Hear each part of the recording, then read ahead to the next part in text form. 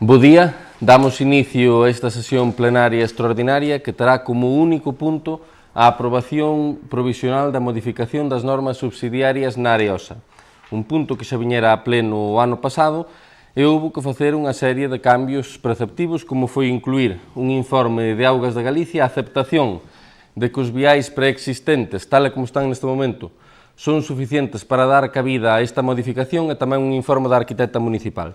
A modo de resumo introductorio, facer unha serie de consideracións como o feito de que era unha recalificación consistente en 104.000 metros cadrados, dos cales máis ou menos 3.000 xa eran viais preexistentes, polo tanto o aproveitamento queda nuns 101.000 metros cadrados, falando en números redondos, cunha taxa de edificabilidade do 30%, co cal estaríamos falando aproximadamente de 30.000 metros cadrados. Nese sentido, as infraestructuras públicas que vai haber veñen sendo uns 1.500 metros cadrados para servizos, neste caso para unha depuradora pública, tamén 27.000 metros para infraestructuras de comunicación e 14.000 metros para a zona verde. En canto aos aproveitamentos lucrativos, son 60.000 metros, dos cales un 10% quedará en man do Concello de Cerceda, aproximadamente 6.000 metros lucrativos, que ao final veñen tendo unha taxa de edificabilidade aproximada dun 50%.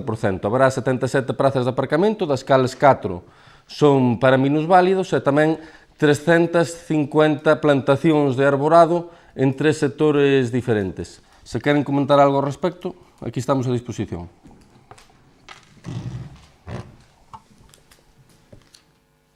Sí, buenos días a todos. Desde o noso grupo municipal, tras analizar un pouquiño a documentación que vimos que estaba colgada na página do Concello, pois decidimos apoiar esta modificación puntual das normas subsidiarias do lugar da área OSA.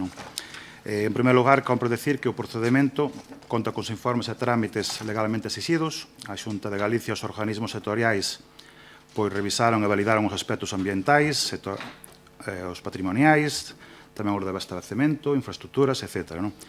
Mesmo cando foron necesarios axustes, como ben dixeches, pois foron asumidos e incorporados ao expediente. Por lo tanto, entendemos que se respetan os mecanismos legais e os de planificación urbanística. En segundo lugar, decir que esta modificación pode abrir a porta a novos investimentos ou iniciativas económicas que poden generar actividade e empleo no noso Concello.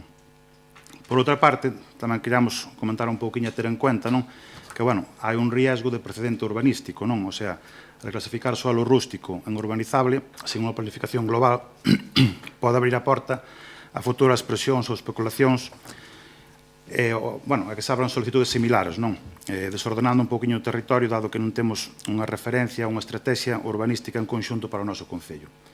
É dicir que, este é un investimento tamén que propoñido por unha empresa privada, e como sabemos a modificación do solo sole vir tamén sempre acompañada dunha motivación que beneficia aos veciños. Pero, o noso sentido do voto vai ser a favor porque creemos que é un investimento bo para o noso Concello.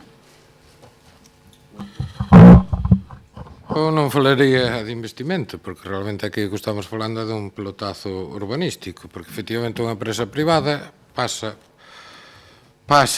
parte do seu chan rústico a ser chan industrial, polo tanto, xa me dirán onde está a inversión. En todo caso, o pelotazo é para eles. E despois, vamos a ver, eu quero lembrar non, lembro perfectamente que o permiso que tiña o vertedoiro da Areosa no seu tempo era temporal. Eu non sei se en algún momento se cambiou ese tipo de permiso, pero cando se concedera ese permiso era temporal. Porque, entre outras cousas, a beneficiencia da queima do lixo, que se nos decía daquelas, era que iba a ser tal a súa eficiencia que non iba a haber restos para ningún vertedoiro. Por iso, no seu día se contemplara ese vertedoiro como temporal.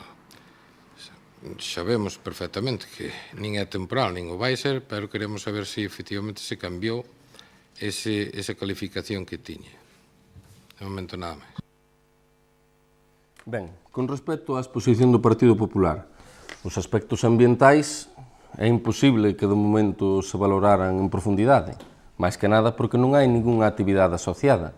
Unha vez que haxa unha actividade asociada, terá que haber unha declaración de impacto ambiental ou unha autorización ambiental integrada, pero perfectamente temos indicado en moitas ocasións que cando se aproba esta cuestión é precisamente sin ter en conta os aspectos medioambientais, que falar dos aspectos medioambientais é totalmente extemporáneo porque a aprobación que se está facendo vai vinculada única e exclusivamente ao aspecto urbanístico. Nese sentido, a Lei do Solo de Galicia, no ano 2016, establece uns parámetros a partir dos cales hai interese público. E se hoxe se pode facer esta recalificación é porque hai un interese público que ben fundamentado e que así o considera a Xunta de Galicia, que non podemos esquecernos nin equivocarnos. Quen ten a competencia en urbanismo, máis alá de que poden ser iniciativas dos concellos, é a propia Xunta de Galicia. Se a Xunta desordena o territorio é o seu problema. Pero en última instancia, quen ten a competencia en urbanismo é a Xunta de Galicia. E se isto se fai porque ten un interés público fundamentado segundo os propios informes da Xunta de Galicia, non por unha decisión do Concello, que lóxicamente ten que pasar ese filtro. Despois, cando falamos de beneficio dos veciños e de interese público, xa temos dito en moitas ocasións, agora mesmo Jesuga está nunha parcela de 70.000 metros con 11.000 edificados, esgotouse a edificabilidade, a gran cuestión aquí é, permitimoslle que medre ou non? Eu vexo unha postura clara, por exemplo, ao Bloque Nacionalista Galego no sentido do non. Pois nós temos moi claro que temos que estar no sí, sempre vertebrados a través das posibilidades que a lei nos ofrece. Hai que darse conta que a propia empresa vai desenvolver e urbanizar 104.000 metros cadrados, dos cales vai aproveitar un 10% o Concello de Cerceda. E esa é a filosofía de equilibrio do progreso que sempre defendemos. Que haxa un espacio para o beneficio privado, que é legítimo e bo, e aí está, que non cabe dúbida, pero que iso que tamén deixa espacio para ingresos públicos, que os hai a través do IBE, a través do ICIO, a través da taxa, a través do IAE, e que deixe espazo tamén para o emprego, e que se faga dentro dun enfoque sostible. E ese enfoque de sostibilidade ten que vir garantizado polos actos regrados que precisamente teñen a obrigación de cumplir cunhas determinadas normas. Por iso que nós sempre, cunha filosofía de mans libres, sabendo moi ben o que necesita o Concello e sabendo moi ben a representación que facemos da soberanía local e, desde logo, sin axeonllarnos ante ningún interese privado, vamos a tratar sempre de defender cuestións que redunden no interés público. E se aquí o estamos facendo é porque claramente temos a conciencia de que hai un beneficio para os veciños. Pero eu insisto, cando hai unha iniciativa para unha recalificación e convertir en urbano un terreno rústico, ao final quen ten que filtralo, que é quen ten o mapa urbanístico de toda Galicia, é a propia Xunta de Galicia, que recibe a nosa iniciativa e a partir de aí a valora. E a partir de aí lle dá unha orientación determinada como é este caso. Despois, cando fala o Bloque Nacionalista Galego do vertedeiro da Areosa, xa lle digo, o vertedeiro da Areosa ten que ser temporal, así está afirmado. E nós temoslo moi presente. Ten que ser temporal. Agora ben, o que non podemos é decir vamos a aproveitar que o Pisuerga pasa por Valladolid para tratar isto como se fora un vertedeiro. Aquí non se vai facer ningún tipo de vertedeiro. É máis, en Galicia pódese construir un vertedeiro en solo rústico, sin ningún tipo de problema. O problema do vertedeiro é un problema que vai totalmente á marxe da recalificación que hoxe aquí se trae, na cal, ademais, xa houve dous debates bastante intensos, tanto fai un ano como incluso naquela inicial de fai 5 anos. E as posturas, eu creo que nese sentido, están absolutamente claras por todas as partes.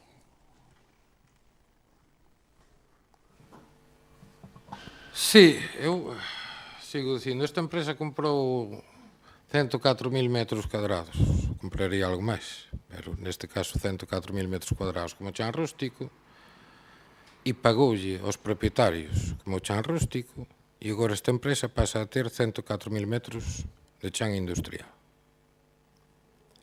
Co cal, os veciños que tiñan esas parcelas, eses montes, nese sitio, se lles pagou, pois imaginemos, a €1 o metro cuadrado e ora ese chan pasa a valer €10 o metro cuadrado. Non me parece xusto, ni moito menos. E poderáse decir, efectivamente, de moitas maneiras. E eu entendo que unha empresa teña que medrar. Eu tamén considero, persoalmente, que se a empresa non me interesa, non teño por que facilitar tampouco as cuestións. Pero, en todo caso,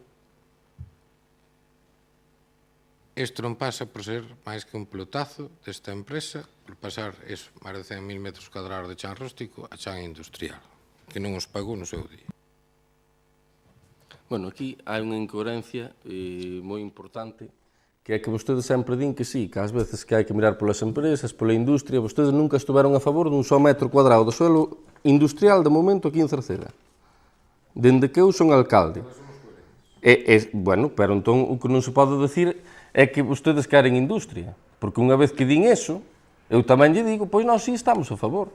Claro, pero esa é a cuestión. Vostedes están onde están, defendendo o que defenden, e nós estamos onde estamos, defendendo o que defendemos, dun xeito moi firme. De feito, nin siquiera facemos, digamos que, acercamentos a quen pensa o contrario. Eu xa digo claramente, quen non queira industria, nin desenvolvemento, nin que se aposte pola industria, nin polo medio ambiente, nin polas novas enerxías, non se pode ver representado en nós. Digo así de claro, porque esa é a realidade. Porque nós buscamos ese factor ao que antes facía referencia, ese factor de emprego, ese factor de ingresos públicos e de riqueza, e de facelo dun xeito sostible que, olle, as normas están para algo, e os informes que fan os funcionarios... Perdone, explico-llo agora mesmo, unha que non ten a palabra, pero explico-llo facilmente. Onde está a sostibilidade?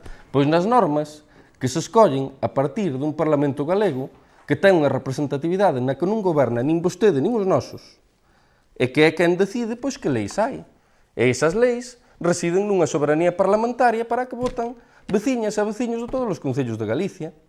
É a norma que hai, é a lei que fundamenta o interese público polo que se trae aquí.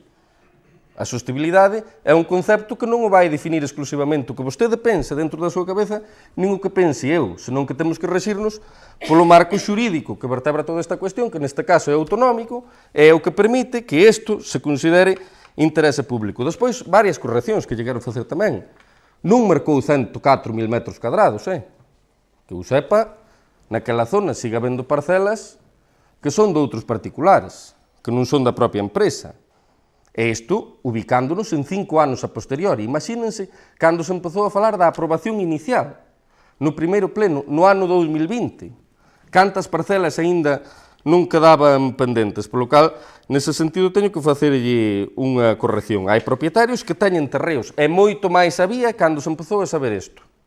Polo tanto, non hai ese escurantismo ao que vostede fai referencia. Despois, cando di que non hai interese público, bueno, pois, os informes que hai, que son de competencia autonómica, que é quen ten, neste caso, as atribucións en urbanismo, así o xustifican. E son os que amparan esta cuestión. Non a amparan nin a súa opinión, nin a miña. Agora ben, que nós que vamos a facilitar que haxa industria, sí, que haxa emprego, sí, que haxa riqueza, sí. Quen marca o sentido da sostibilidade? Pois o sentido da sostibilidade marca o marco xurídico que hai a nivel autonómico. E se vostedes non están conformes con ele, ganan as eleccións a cambio, non. Pero de momento é o que é. E en base ao que é as reglas de xogo que hai, temos que xogar todos e todas. E nese sentido, pois consideramos absolutamente pertinente aprobar esta cuestión. Eu entendo perfectamente por onde vai. E entendo tamén pois, que os intereses privados e os poderosos de fora das nosas fronteiras que lle hai que poñer coto. Eu deso estou absolutamente de acordo. Pero hai que poñerlle coto sempre nun equilibrio de permitir tamén que deixen respirar no sentido do emprego e da riqueza, que son esas ideas que nós sempre defendemos e que ata agora redundaron bastante a favor da xente de Cerceda. Eu creo que suscitan un acordo. Pero xa digo, é a xente ao final quen ten que decidir cales son as posturas defendibles e cales son as posturas indefendibles, tanto na esfera autonómica como na esfera local. Procedemos, polo tanto, á votación deste punto, que é, primeiro, aprobar provisionalmente o documento de modificación puntual das normas subsidiarias do planeamento de Cerceda para a reclasificación de solo urbanizable e a súa ordenación detallada do sector en Areosa. Remitir o expediente completo e axustado aos requisitos preceptuados polo Planeamento Urbanístico de Galicia a Consellería de Vivenda e Planificación de Infraestructuras como órgano competente en materia de urbanismo para a súa aprobación definitiva. Votos a favor, 11. Votos en contra, 1. Abstencións non hai, polo tanto, queda aprobado. Levantamos a sesión. Moi bo día a todos e a todas as presentes.